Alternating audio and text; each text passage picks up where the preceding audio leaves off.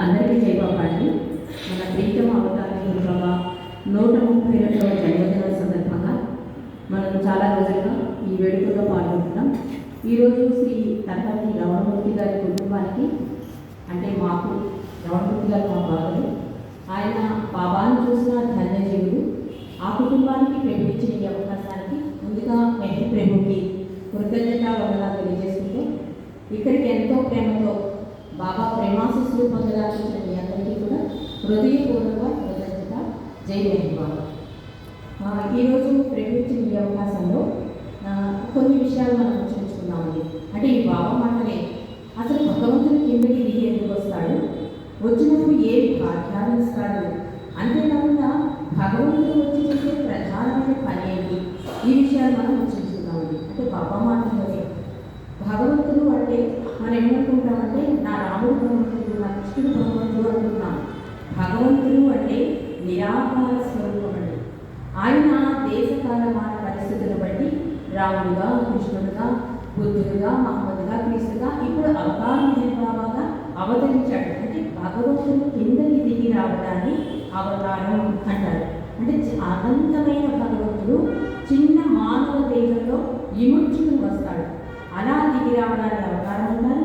అలా ఇముడ్చుకుని రావడం వల్ల ఆయన యొక్క అనంత దయ, అనంత ప్రేమ, అనంత కరుణ, త్యాగంలోకి మనకి అవగతం అవుతూ ఉంటుందండి.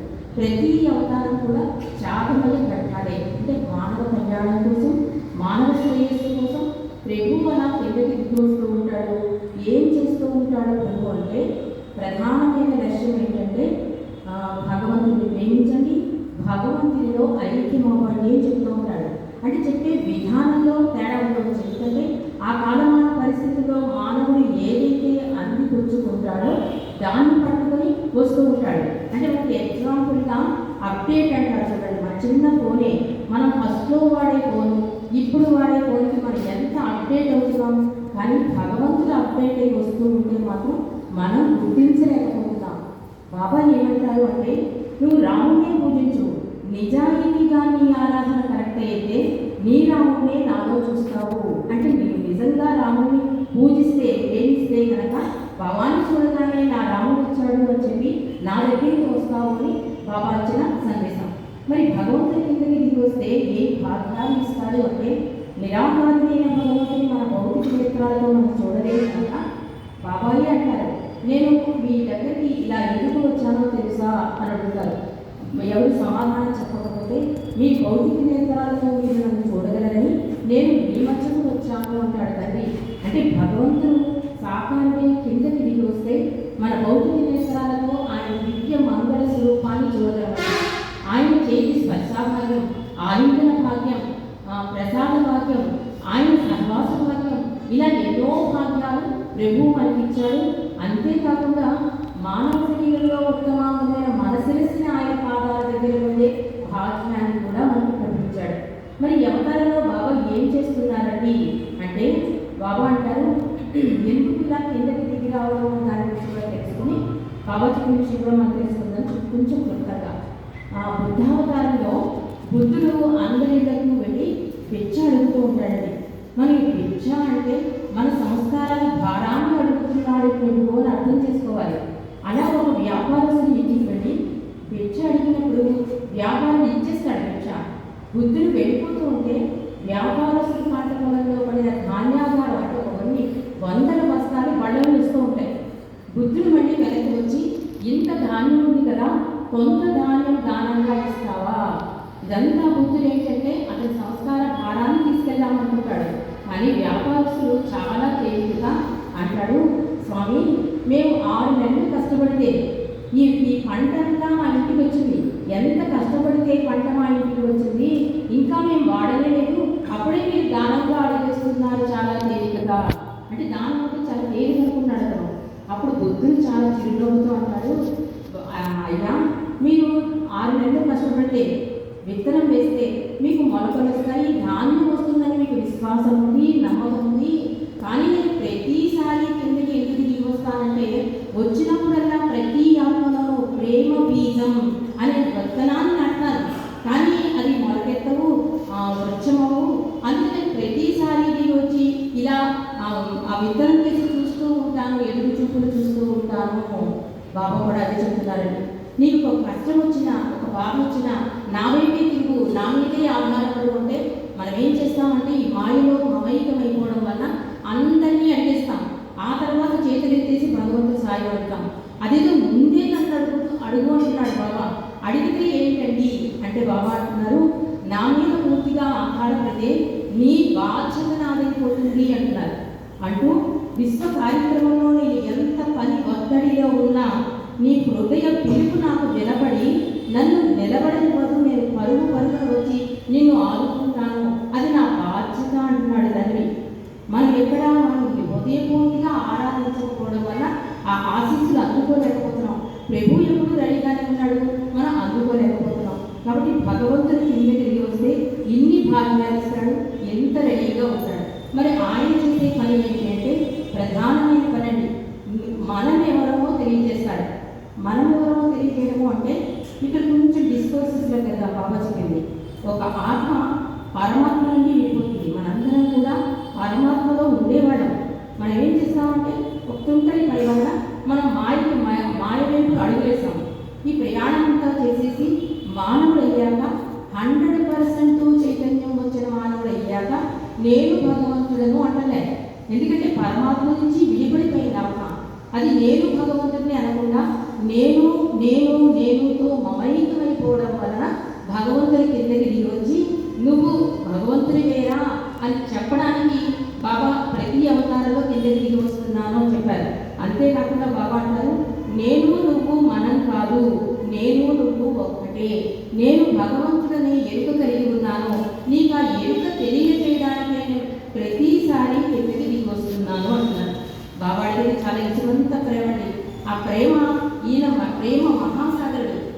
మనం ఇచ్చే ఈ చిన్న ప్రేమ అవుతుందంటే ఆ ప్రేమ మహాసాగరానికి ఒక పెద్ద పైప్ లైన్గా కనెక్ట్ అయ్యి ఆయన ప్రేమ మహాసాగరంలో అంటే నేను భగవంతుడనే ఎరుక కలిగి ఆయనలో ఐక్యమవడానికి అవకాశం ఉంటుంది.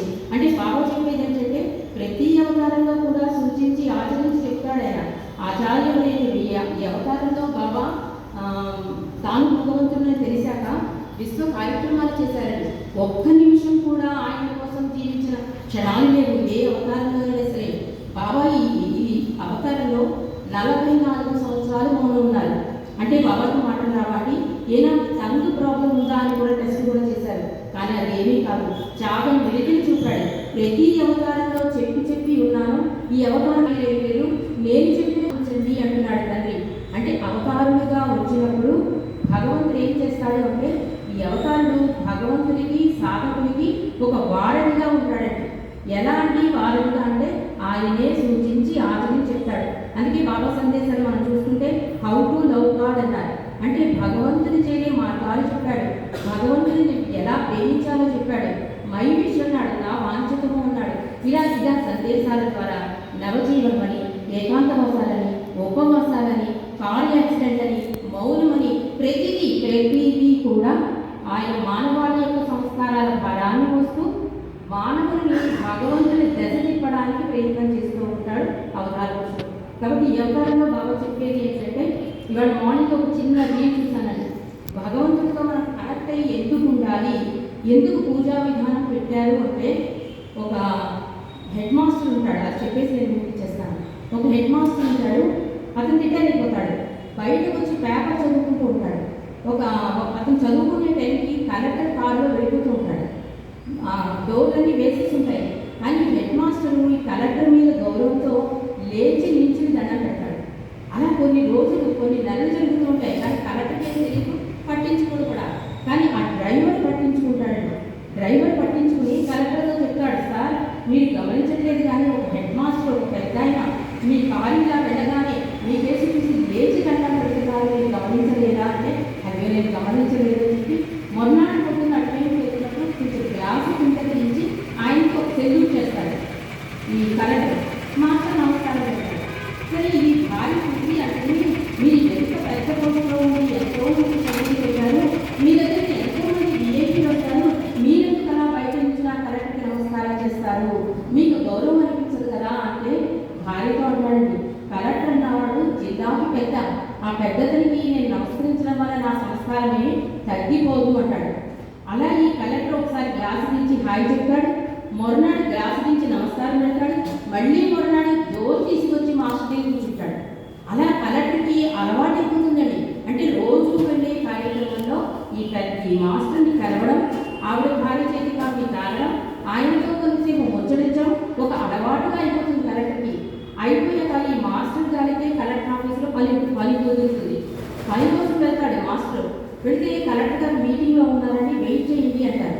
సరే కలెక్టర్ మీటింగ్లో డోర్ ఇలా ఓపెన్ అవుతుంటే అందులో చూస్తాడు కలెక్టర్. అయ్యో మాస్టర్ వచ్చారని చెప్పి అంత మీటింగ్ని పక్కకు పెట్టేసి పరుగులు వచ్చి మాస్టర్ని కలుసుకుని, అయ్యా మీరు నేను వేరు కాదు, మీరు నేను ఒకటే, మన సంబంధం చాలా అద్భుతమైన సంబంధం, మీ ఇంటికి నేనే వస్తాను, మీ పని నేను చేసి పెడతాను అంటాడు కలెక్టర్. అలా కాదయ్యా, నా పని ఇది ఆఫీస్ పని, ఇది ఆఫీస్లోనే జరగాలని ఆ పని చెప్పేస్తాడు. ఇది చెప్పండి అతను అంటారు, అద్భుత వ్యక్తి అతను. ఆయన అంటారని పూజా విధానం కూడా ఇదే అంటే రోజు నువ్వు భగవంతుడితో లింక్ అవ్వవు, ఏదో ఒక సమయంలో దీపం పెట్టడం, పూజ చేయడం, అందుకే అలవాటు చేశారు పెద్దలు మనకి. అలాగే సాయంత్రం అయితే గురి పురాణం ఎక్కువ గుడిలో వెళ్ళి స్ట్రెస్ రిలీఫ్ అయ్యేవారండి. ఇలా భగవంతుని సాన్నిధ్యంలో గడపడం కొత్త విధానమే కాదు, పాత విధానమే మనం మర్చిపోతున్నాం ఈ స్పీడియోలో. అలాగా కలెక్టర్ ఎలా అయితే ఆయన వశమైపోయాడో ఈ లింకపు వల్ల భగవంతుడు కూడా మనం వశమైపోతాడండి. రోజు చేసే మన పూజ వలన ఆయన మనం పిలవక్కర్లే, ఆయనే మన ముందు పట్టుకుని నిల్చుంటాడు. నీకు ఏది సహాయం కావాలా? బాబా కూడా రెడీగా ఉన్నారు. ఈ సభలో కూడా మన దృష్టి, మన ఏకాగ్రత బాబా మీదే ఉండాలి. మన జీవిత లక్ష్యం గమ్యం ఏం చెప్పారు అంటే భగవంతుని ప్రేమించండి, భగవంతుడితో ఐక్యం అవ్వండి చెప్పారు. కాబట్టి మనం వచ్చేది ఎందుకు అంటే జనన మరణాల వలయంలో చిక్కుకున్న మనని జనన మరణాన్ని భగవంతుడు ఆ సుడిగండం నుండి బయట పడవేస్తాడు అనే ఏకాగ్రతతో దృష్టితో మన లక్ష్యాన్ని గమ్యాన్ని మర్చిపోకుండా ప్రభు సాన్నిధ్యంలో కలిపే ఈ క్షణాలని ప్రసాదం అన్నారు. ప్రసాదం అంటే ఇప్పించే ప్రసాదం కాదు, మన ఈ సాన్నిధ్యంలో ఉన్న మాటలన్నీ ప్రసాదం, ఆయన దర్శనం ప్రసాదం. ఇవి మన ఇంటికి పట్టుకెళ్ళి ప్రసాదంగా భావించి వాటిని ఏ ఒక్కటైనా ఏం విన్నాం, ఏం తెలుసుకున్నాం, ఏం మారాలి, ఏం పట్టుకోవాలి, ఇవన్నీ మనం ఆచరణలో పెడితే కనుక నెక్స్ట్ బర్త్ భుజం మీద చేయవేసి భగవంతుడు నెక్స్ట్ బర్త్ ఏం రాయంటా అని అడుగుతాట. ఇది బాబా ఇచ్చే భరోసా.